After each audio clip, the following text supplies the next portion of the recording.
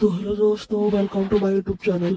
आज इस वीडियो में बताने वाला हूँ कि सिंपल मोड कैसे ऑन करते हैं। तो चलिए शुरू करते हैं। पहले हमें जाना होगा सेटिंग में। सेटिंग में आने के बाद थोड़ा नीचे स्क्रॉल करेंगे। एक ऑप्शन आ रहा होगा स्पेशल फीचर, उस पर क्लिक करेंगे। ऑप्शन आ रहा होगा नीचे सिंपल मोड, उस पर क्लिक करेंगे। ऐसा इंटरफेस आएगा।